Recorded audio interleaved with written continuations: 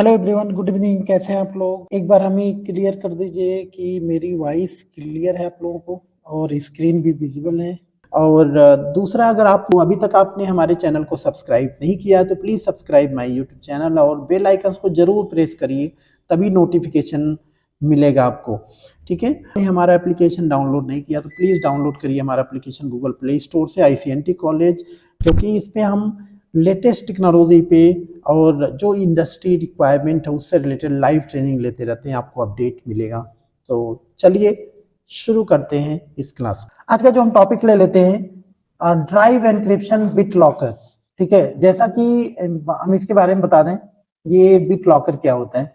Bit locker option आपको control panel में मिल जाएगा। इनफैक्ट आपको विंडो 10 या विंडो 11, कुछ विंडो 60, विंडो 7 64 बिट में भी मिल जाएगा। लेकिन उसका काम क्या है, इस बिट लॉकर का काम क्या है? ये बेसिकली क्या करता है, ड्राइव को एनक्रिप्ट कर देता है। जो हमारे, तो अगर हम विंडोज 7 की बात करें, कंट्रोल पैनल में जो बिट लॉकर है, तो वहां पे क्या हम कर सकते हैं, जो हमारी ड्राइव है, जो सिस्टम का ड्राइव है, इसके अंदर C ड्राइव है, D ड्राइव है, जो भी ड्राइव है, इनको हम क्या कर सकते हैं, एनक्रिप्ट कर लेते हैं। ठीक है, एक तरह से पासवर्ड लगा दिया आपने। ठीक है, तो इंडिविजुअल कंप्यूटर के लिए तो चलो ठीक है, बट अगर हमें सेंट्रलाइज इसका यूज करना है, इसको हमें सेंट्रलाइज सर्वर पे कंट्रोलिंग करना है, तो उसके लिए हम क्या करेंगे, एक सर्वर हमारे पास है, ये सेंट्रलाइज है यहाँ, है ना। यहाँ से ढेर सारे क्लाइंट है जो रिमोटली हमारे सर्वर के डेटाबेस को एक्सेस कर रहे हैं। ऐसे ये समझो, यहाँ पे एक स्टोरेज है, मतलब इसके अंदर जो हार्ड डिस्क या एक स्टोरेज यहाँ पे लगा हुआ, सपोज करो। ठीक है, इसका जो एक हमने शेयर फोल्डर बनाया है, यहाँ पे सभी शेयर फोल्डर हैं, और एक जो ड्राइव है इसको हमने क्या कर रखा है। अब ये जब रिमोट लेते हैं ना, अगर हमने कोई परमिशन नहीं लगा रखा है इस सर्वर में, तो रिमोट लेंगे तो इनका पूरा my computer C drive, D drive सभी एक्सेस हो जाएगा इनको, राइट। तो फिर इस क्लाइंट वाला जो भी क्लाइंट है, क्लाइंट यूजर क्या कर सकता है, मिस यूज कर सकता है, देख सकता है क्या है इसमें, डेटा आपका लीक हो जाएगा। हम चाहते हैं ये सेंट्रलाइज कंट्रोलिंग हो बिट लॉकर की। तो जब ये रिमोट एक्सेस करेंगे तो ये लॉक रहेगा ड्राइव। तो इसीलिए माइक्रोसॉफ्ट ने विंडोज सर्वर के अंदर ये फीचर दिया। ये रोल नहीं है, फीचर्स एक्चुअली। बिट लॉकर के द्वारा आपने क्या करना है, इसको एनक्रिप्ट करना है ड्राइव को। देन कोई भी यूजर एक्सेस तो करेगा स्टोरेज को, दिखेगा वो drive, but they can not open. Open करेंगे तो उनको पासवर्ड मांगेगा या रिकवरी की मांगेगा, जो कि यूजर के पास अवेलेबल नहीं रहेगा, तो वो लोग ओपन नहीं कर पाएंगे ड्राइव। ठीक है, तो बिट लॉकर वही है जो नॉर्मली हम एक इंडिविजुअल कंप्यूटर में यूज करते हैं, बट विंडोज सर्वर में बिट लॉकर को यूज करने के लिए, करने से बेनिफिट क्या है, इसको हम सेंट्रलाइज यूटिलाइज कर सकते हैं इसका। ठीक है, सर्वर में इनफैक्ट आपको कंट्रोल पैनल में नॉर्मली नहीं दिखेगा, पहले हमें इसको फीचर इंस्टॉल करना पड़ेगा, तब ये हमें कंट्रोल पैनल में दिखेगा। ठीक है, तो इसको हम देखते हैं। पहले हम क्या करेंगे, हमारा इसमें स्टेप क्या रहेगा, पहले तो हमें इसे फीचर में, मैनेज में जाके फीचर रोल एंड फीचर्स में जाके इंस्टॉल करना रहेगा बिट लॉकर ड्राइव एनक्रिप्शन को, और उसके बाद उसको हम कंट्रोल पैनल से एक्सेस करके ड्राइव में लॉक लगा सकते हैं। तो इसके लिए हम क्या करते हैं, लैब में चलते हैं।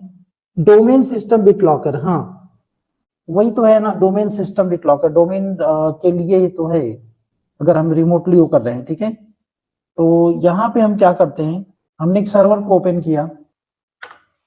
सबसे पहले हम देखते हैं इसके अंदर ड्राइव को, किसको हम लॉक लगाएंगे। उसके लिए हम मैनेज करना है हमें, डिस्क मैनेजमेंट, और हम लोग क्या करेंगे, एक पार्टीशन बना लेते हैं, यहाँ से श्रिंक करेंगे और इसका कुछ साइज देते हैं, लेट्स गिव 5 GB।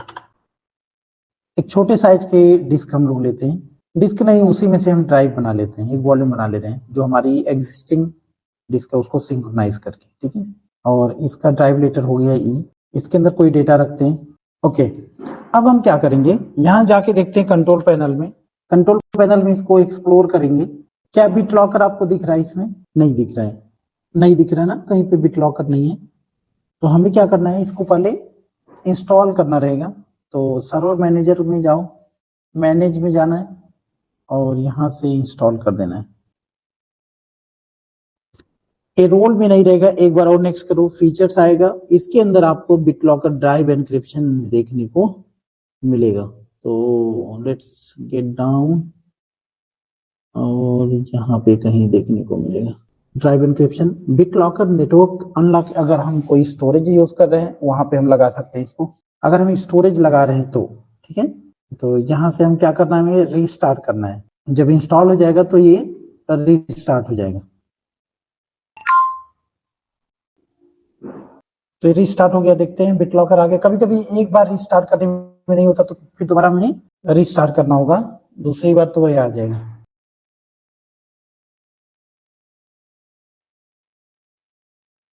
सो ये हो गया। अभी देखते हैं ये क्या कंट्रोल पैनल में आ गया।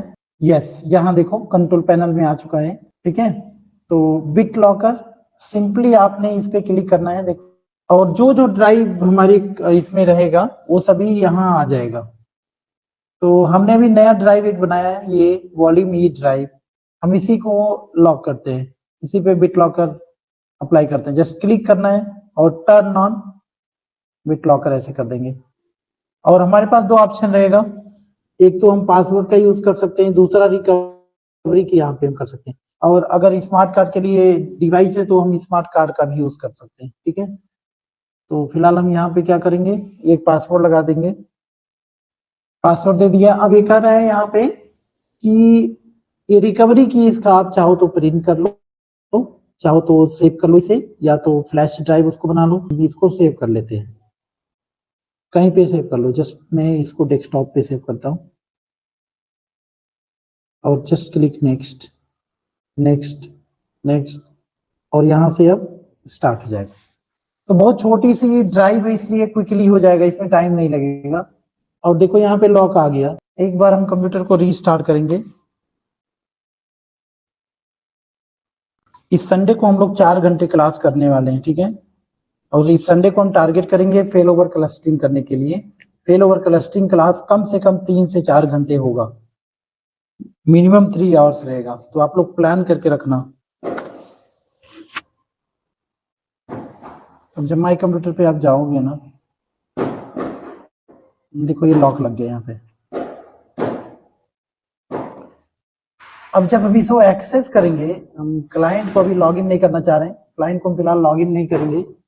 आप करके देख लेना इसको। देखो अभी जब हम इस क्लाइंट को लॉगिन करेंगे,